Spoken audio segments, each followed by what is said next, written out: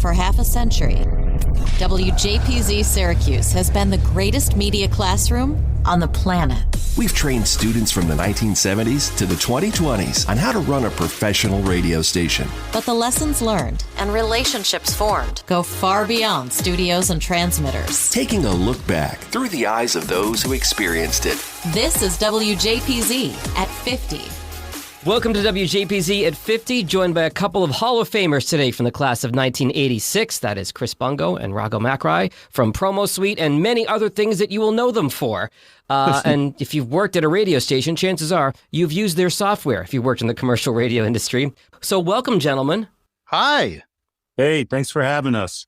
All right, we're going to start, as we usually do on these podcasts, with getting to Syracuse. Chris, we'll start with you, your journey there and how you got involved with the station. So my journey to Syracuse, I've got to thank my old high school band director, Peter Bohr. My grades in high school were, so we all know Syracuse has very high standards when it comes to academic credentials.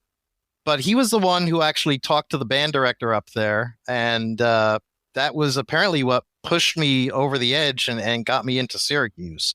I landed at Lawrence and Hall, 14th floor, and that happened to be the same floor as Steve Simpson, who is a WJPZ alum. And a future guest on this podcast. Oh, good score. Great.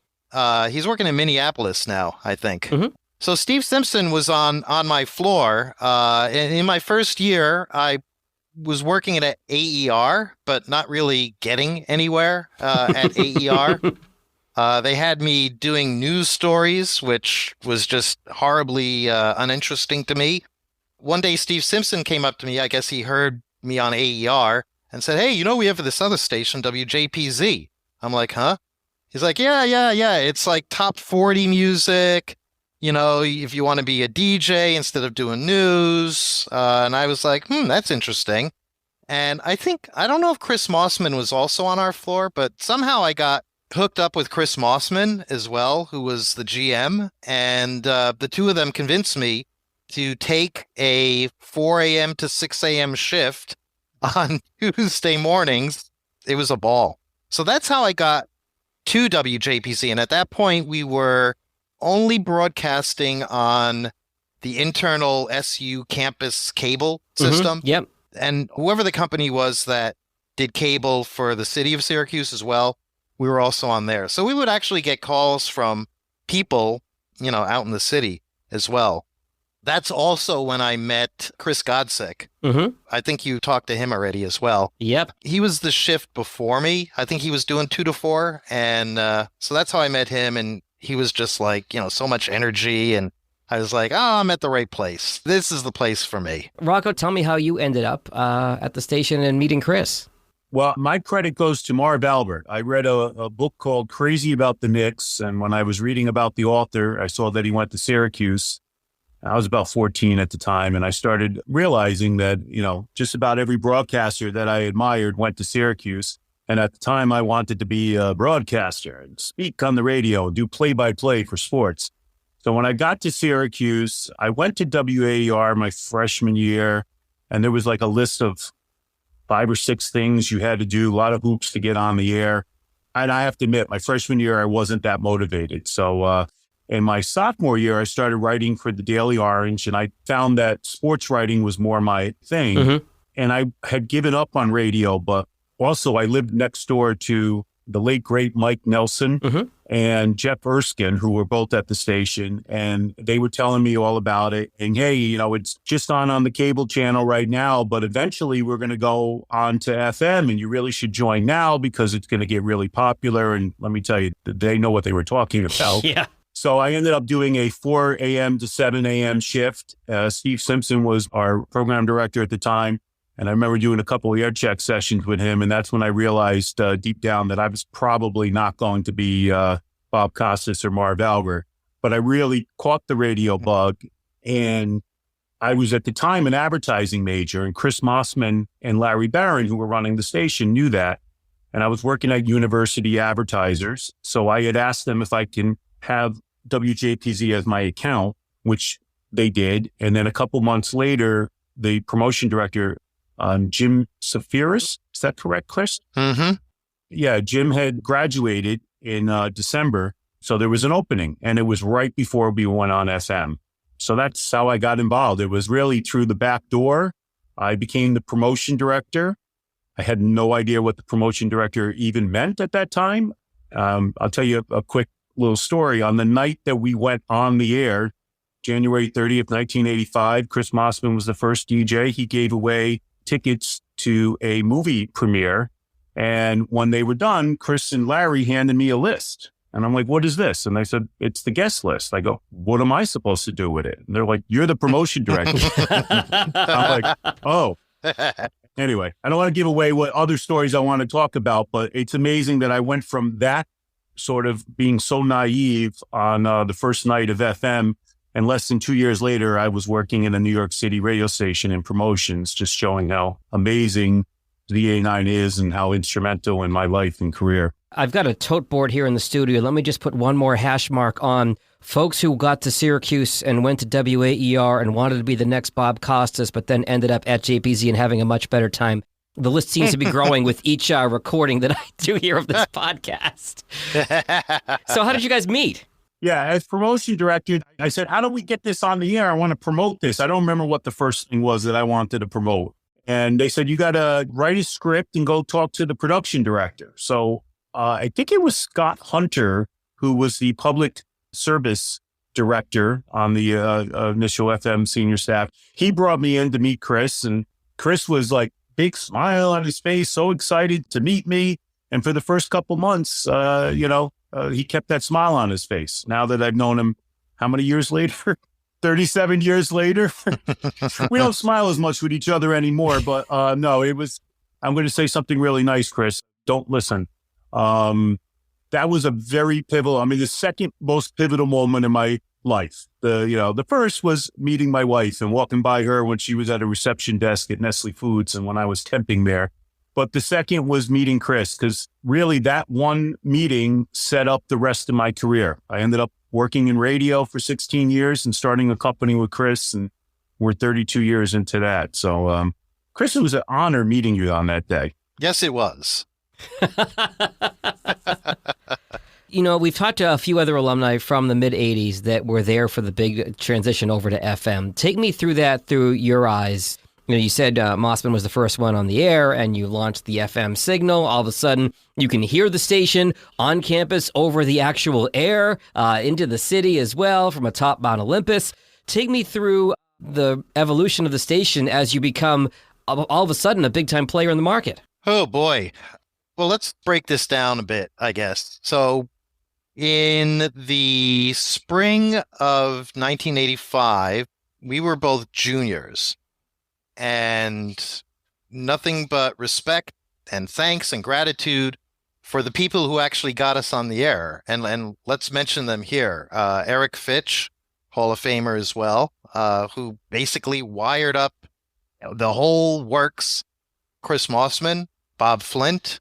Was Ellen Bogan involved, Rocco? Yes, he got the funding for the transmitter. I'll do a little cross-promotion here, Chris, because the three gentlemen you just mentioned, along with Phil Locascio, we have a podcast of the four of them together talking about the story. And it won't surprise you to know that when we recorded the podcast, Eric was on a headset at a transmitter site on top of the Prudential Tower in Boston doing now what he was doing then. So yeah. So we kind of, and Rocco, correct me because my memory isn't always the best, but that semester, we weren't really all that involved in shaping the station. It was in the summer of 1985 that Rocco and I got together and started really brainstorming about, hey, how could we make this station exciting and Z100 New York-ish? Yeah. Because that was really when Z100 in New York was at the pinnacle. So, and we both lived in the New York area too. So what I did that summer was I just recorded hours and hours of Z100. I then would take their promos and their top of the hours and all of that. And whenever I could isolate a little bit of an explosion or a laser or some sort of sound effect from one and then get the continuation of it from another, I was able to splice those all together. And by the time we got back in August of 1985 up to campus, we had our first sound effects library. And Rocco, do you want to pick it up from there as to what we did in the summer of 85? I'm just hoping the statute of limitations for stealing all of that has passed and you will not get in trouble. 37 years, I think we're okay. Yes, and Malright Broadcasting is no longer in existence, so. Yeah, well, iHeart the successor. But anyway, so we got together over the summer and we talked about, what could we be doing and all of this. Dave Dwyer was the PD. After and Rocco, you can explain some of the ideas we came up with, but we ended up presenting them to Dave Dwyer, the program director. He was like, this is fantastic. He was also from the New York area, so he's familiar with Z100. Sure.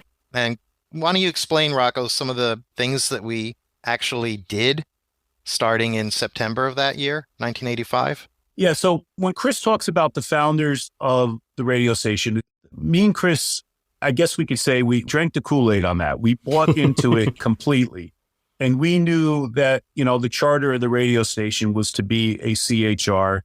We really admired and appreciated the way the station came out, in terms of the music that Mary Mancini put together with, who else? With Mark Humble and Dave Levin. And it was like kind of combining, it was all done in a CHR style, but it was really trying to, new music, new wave at the time, I think it was called, a lot of it coming from Europe.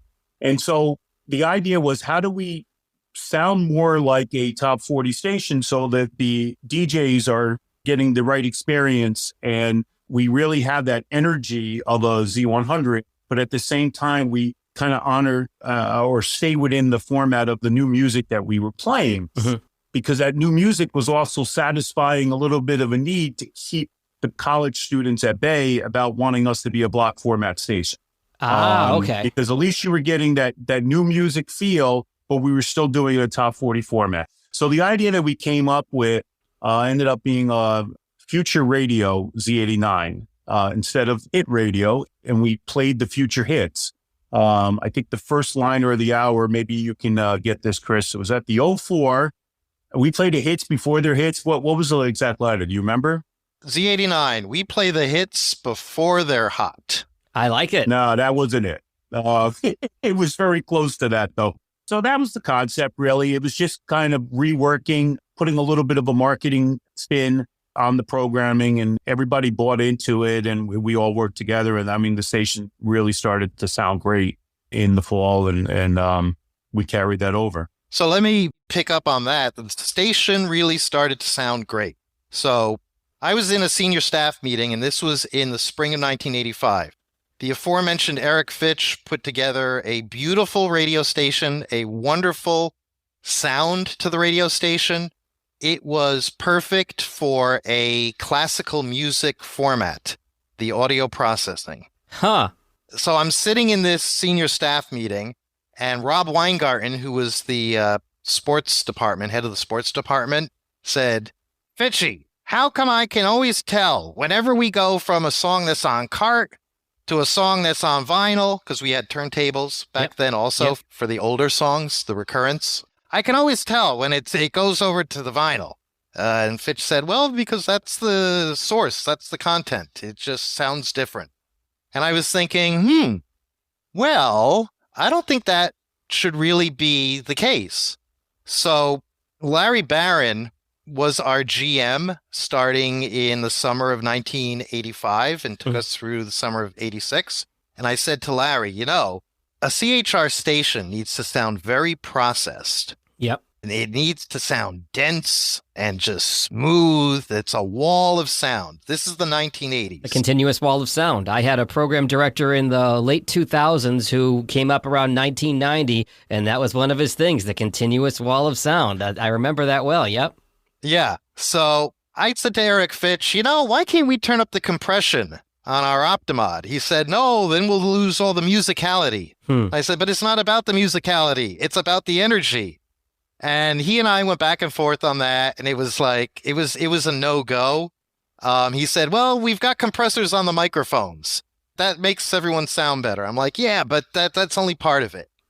So fast forward to the very end of August 1985, Larry Barron's in town. I'm saying, Larry, you got to let me turn up the compression. I got to turn up the compression. Turn it up to 11. We got to sound like a CHR. And I had to explain to him the whole thing about what compression is. He's like, well, I don't know. I mean, should we really do it? I'm like, Larry, it's not like when we're playing Huey Lewis in the news, it's going to sound like Sade coming out. It's still going to be Huey Lewis in the news coming out of the radio. It's just, trust me. So he said, okay. So I went up to the top of Mount Olympus to the transmitter and the Optimod and cranked it up. And that did it. We were sounding, I want to say, competitive with the other stations in town.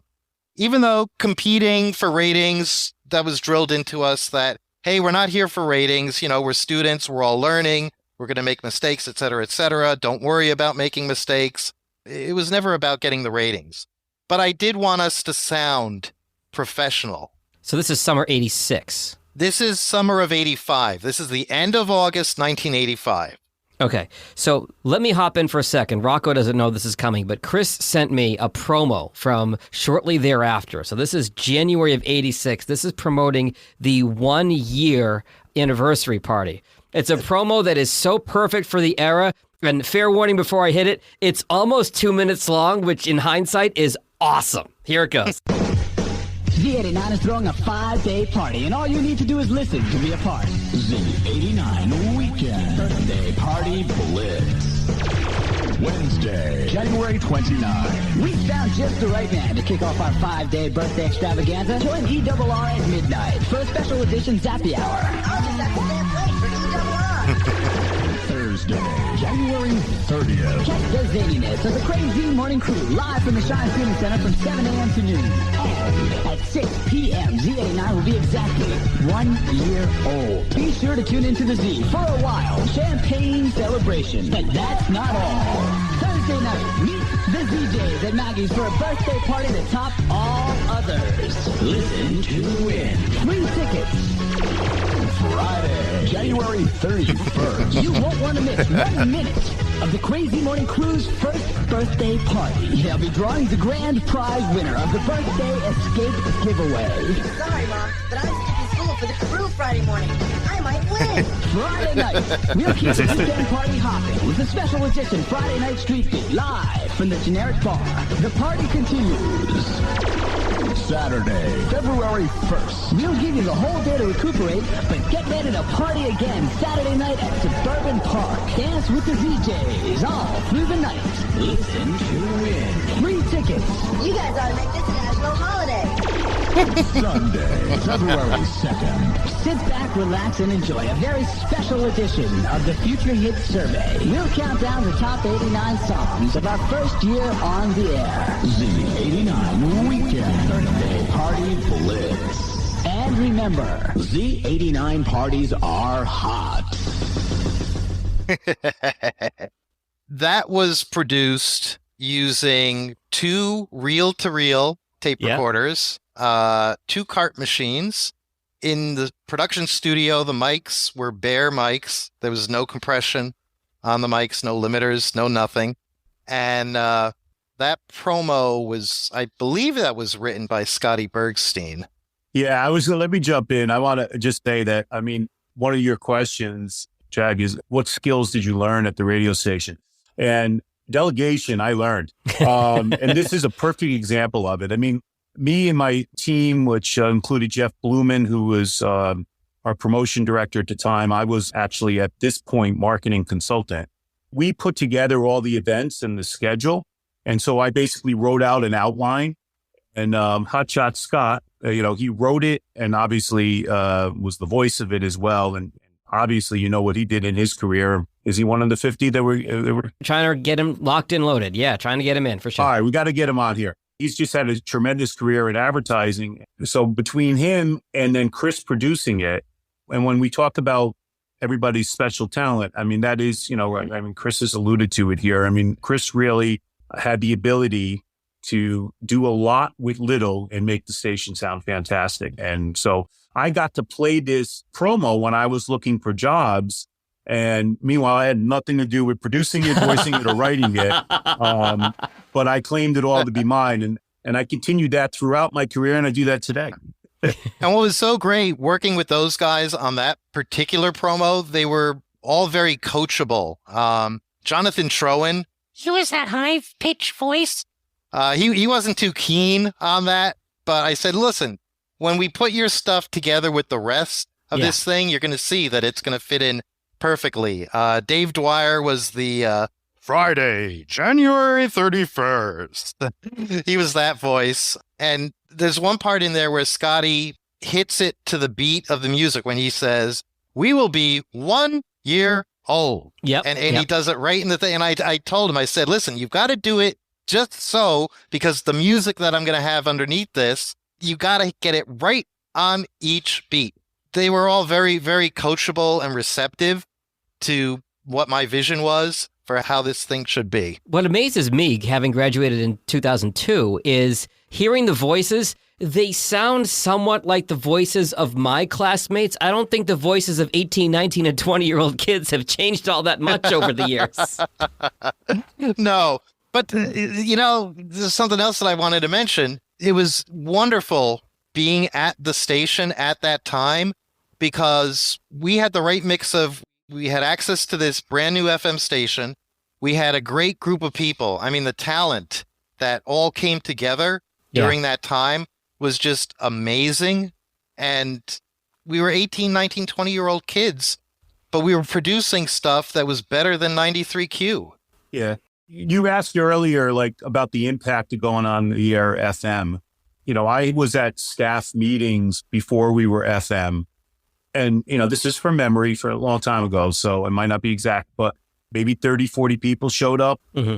We did our first staff meeting after being on FM, and there was over 200 people. Love it. The promotion department used to be a promotion director and assistant promotion director. I had so many people interested in being a part of the promotion department that we ended up creating 5 senior staff positions and then 5 junior staff positions. I had a 10-person department. I mean, the junior staff was more like, I guess, interns and assistants, but it gave them a foot in the door to be, on senior staff in the future.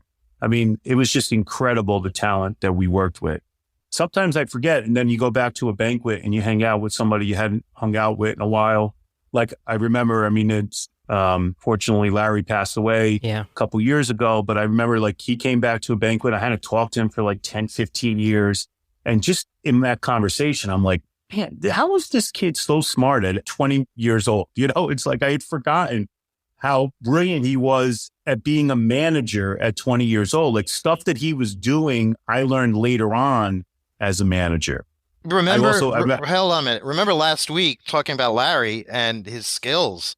Rocco and I were dealing with Promosuite business, and I said, Rocco, look, I'm the head of this department, and to quote Larry Barron, okay, I've heard all of you.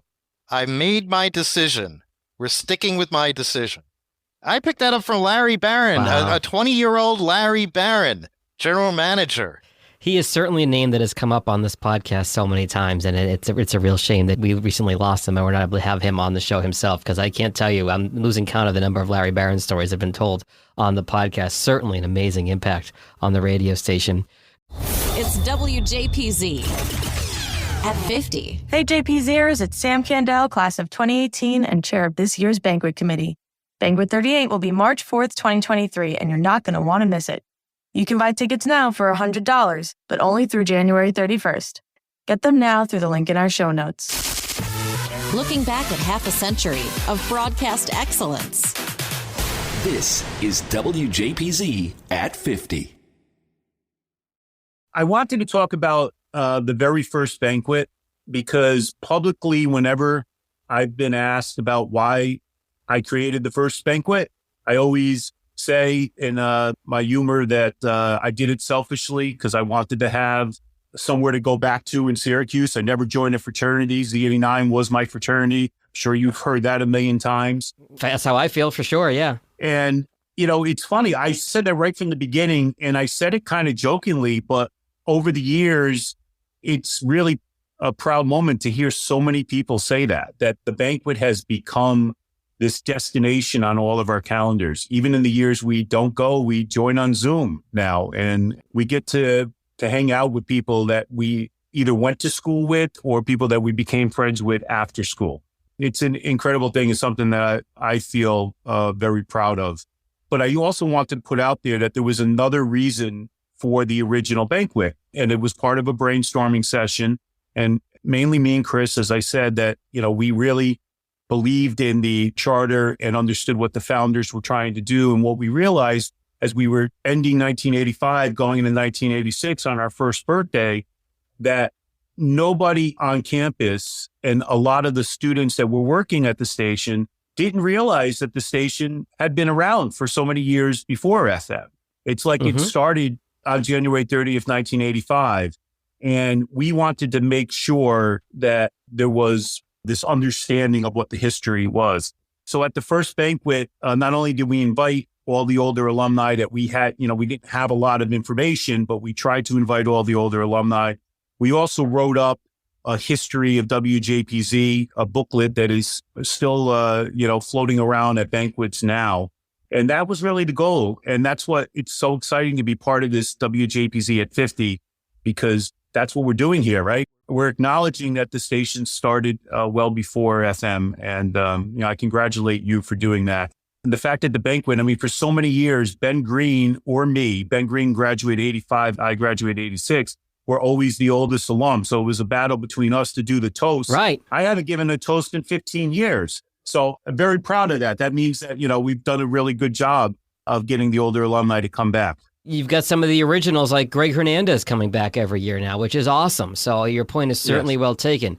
And Rocco, in addition to doing the banquet, another thing that you're well known for in the Alumni Association is, starting the Alumni Association in that same vein. Yes, well, that came right after graduation. And the good news was that I did not get a job right off the bat. I had to wait 6 months from graduation before I started at Hot 103 in New York. So in those 6 months, I took a temp job at Nestle Foods, which is where I, aforementioned, met my wife. And the other thing I did was had access to a computer. So me and Chris started working on putting together the alumni database, and I, had the idea of an alumni association. So we started to put that together. Listen, there's nothing I've done at Z89 I didn't do with Chris by my side, one way or the other. Whether it was my idea or his idea, we always worked together on it. So we had our first meeting the following year. So that would be January 87. I had a long agenda, and I got up in front of everybody and said, okay, we're going to do this. We're going to do this. We're going to do this. What do you guys think? And they said, great, you run it. Come back to us next year. So I'm the self-appointed first president of the Alumni Association, and very proud of that as well. And to all of the people that came after us that did an amazing job, and special shout out to future soon-to-be Hall of Famer Scotty Meach for really taking the ball and running with it with the Alumni Association, and so many other people over the years. I don't want to get into naming and miss some names, but Scotty Meach really it's almost like I had a seed of an idea and I got it started, and then Scott really took it and took off with it and made it into what it is today. Yeah, Scott and I talked about that in his episode of the podcast as well. So you mentioned everything you've done, Rocco. You said Chris has been by your side. That's true as you started Promosuite, which is a well-known company in the radio industry. What happened between graduation and getting together to start Promosuite? I was working for Emmis Broadcasting in New York, Hot 103, which is now Hot 97. Yep. I started as the promotion director, became the marketing director, finally got a computer 3 years into the job, 1989, and started looking around to see if there was any software for people that do what I do.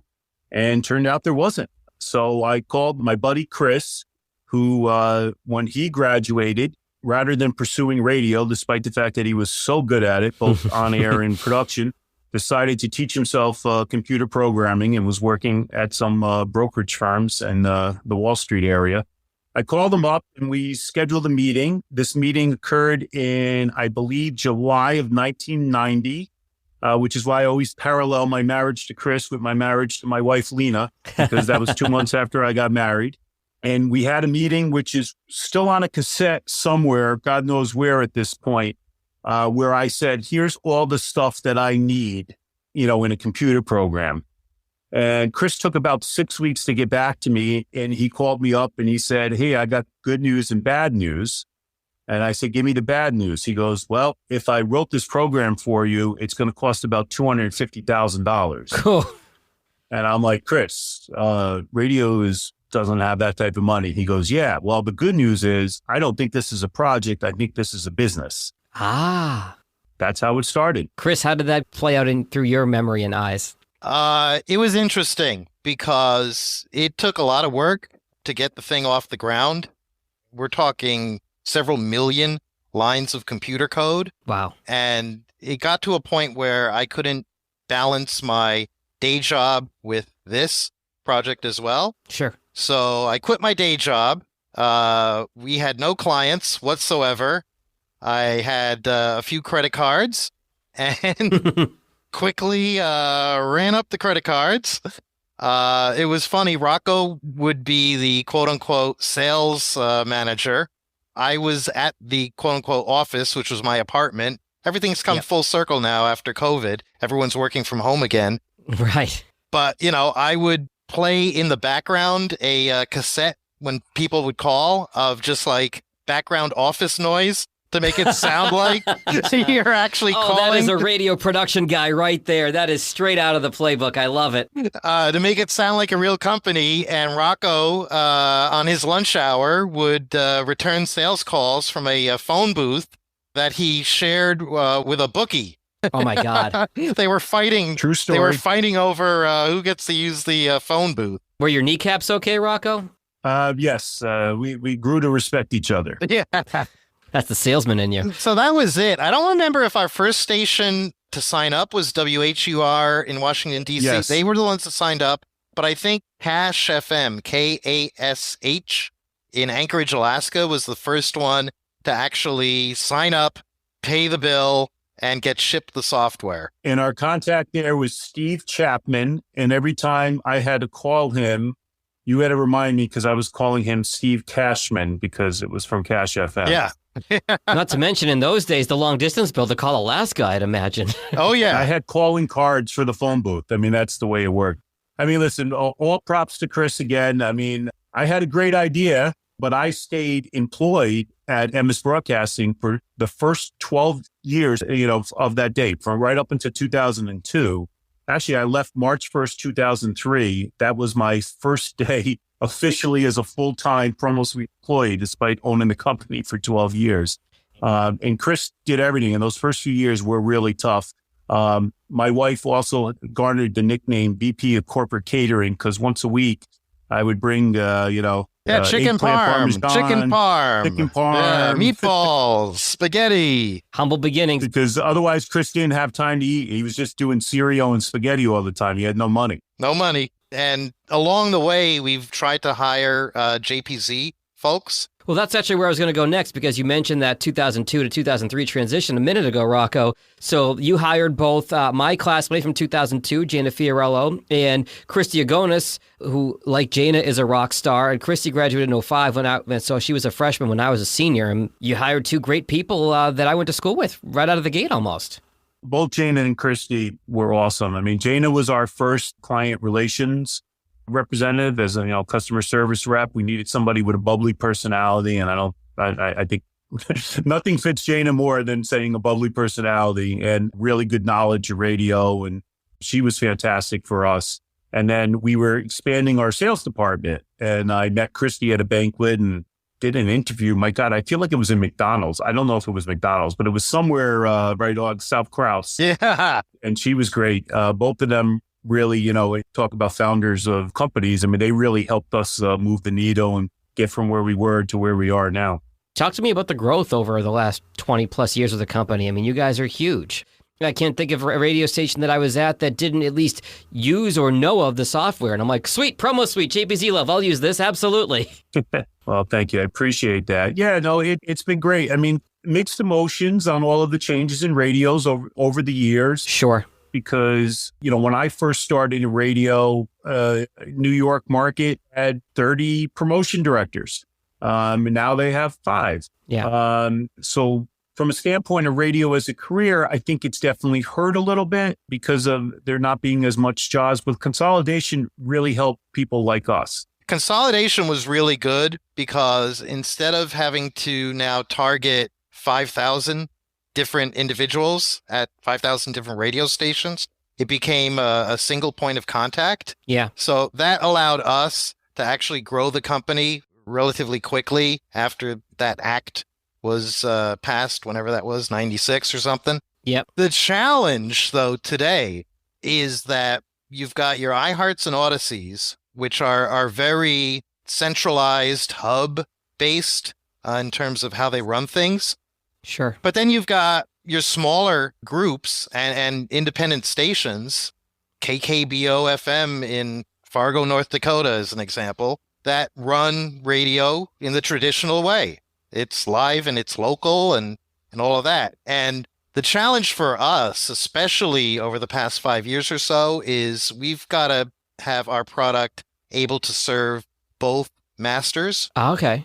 The people that are just consolidated and it's hubs and voice tracks all across the country, but also the mom and pop. So that is a continuing issue for us as to how do we keep the software relevant and working the way that radio needs to work. And to that end, we'll do a little shameless plug on where we're going here.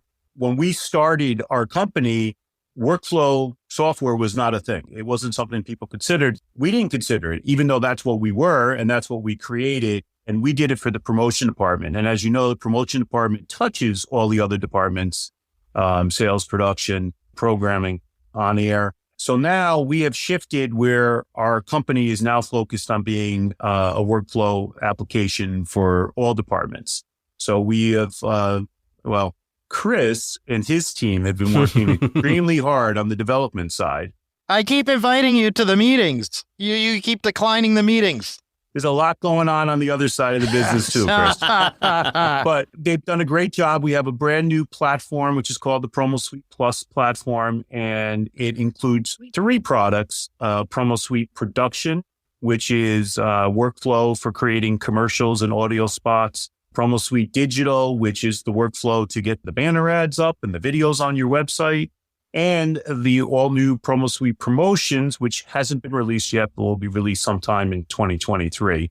So we're really excited because, you have to constantly reinvent yourself. And that's what, to bring this full circle back to Z89 and learning about radio, if you know how to reinvent yourself as a CHR radio station where you're targeting 12 to 24-year-olds who change their taste every 6 months, you're going to be able to carry that over for the rest of your career. So that's where we're at. That is a masterful job and a total pro to bring it full circle as we start to wrap up here. So last question I'll ask the both of you is for a funny story that you look back on and laugh. You've taken to tell some great stories. Chris is already laughing. This is going to be at Rocco's expense. Great news. I was living down in South Campus my junior and senior year, and I had done my shift 7 to 10. Rocco was on 10 to 1 a.m. and I'm listening to my Sony Walkman, which some people are going to have to look up and see what the heck that is, on the bus. And I hear the song playing, and I then hear Rocco saying, yeah. Turn on 93Q in the background so it sounds like, you've got like some party station on, and then say what your song is that you want to request. And of course, this is... Oh my God, he was coaching the caller. Yeah, and this is before cell phones. So I'm like, oh my God. So there was no way to stop it. That's my funny WJPZ story at Rocco's expense. And Chris, so that story again proves why I decided that behind the scenes was my future, not on the air. That was a good one. Live and local. Can't get more live than that. Chris Bungo, Rocco Macri, thank you both for your contributions to the radio station as students and to the radio station as alumni, 2 Hall of Famers in the class of 86. And thank you for your time doing this podcast today. It's great to be with both of you. It was fun. Thanks. Yeah, and thank you for doing this. I've listened to a couple. They're fantastic. And if you can make us sound good, then I'll know how great you are as a producer. No pressure. Thanks, guys. The WJPZ at 50 podcast is created entirely by the staff and alumni of the world's greatest media classroom. It's hosted by John Jag Gay, class of 2002.